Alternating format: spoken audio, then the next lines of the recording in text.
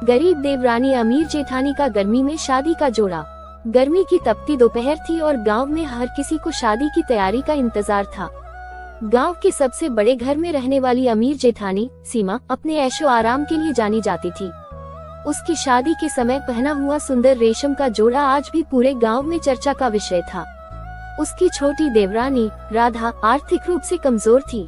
राधा की शादी होने वाली थी और उसे शादी के लिए एक अच्छे जोड़े की तलाश थी, लेकिन उसके पास इतने पैसे नहीं थे। एक दिन राधा ने अपनी परेशानी अपनी जेठानी सीमा से साझा की। सीमा ने उसकी मदद के लिए कुछ सोचा और अपने बड़े शादी के जोड़े की याद दिलाई।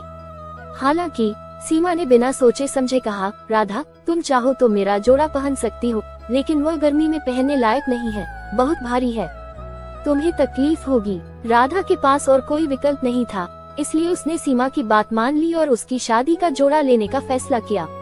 शादी का दिन करीब आया और राधा ने जब वह भारी जोड़ा पहना तो उसकी आंखों में चमक थी, लेकिन गर्मी के कारण उसे असहनीय गर्मी महसूस होने लगी।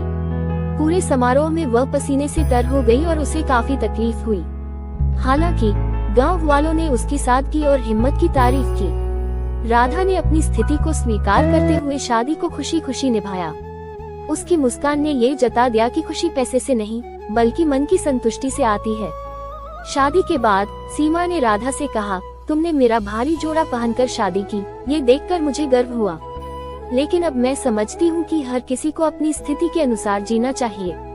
राधा ने सीमा को धन्यवाद दिया और कहा, आपका जोड़ा तो अमूल्य था, लेकिन मैंने आज सीखा कि असली खुशी सादगी में है। इस घटना के बाद सीमा और राधा के बीच का रिश्ता और मजबूत हो गया और दोनों एक दूसरे की ताकत और संघर्ष को समझने लगी।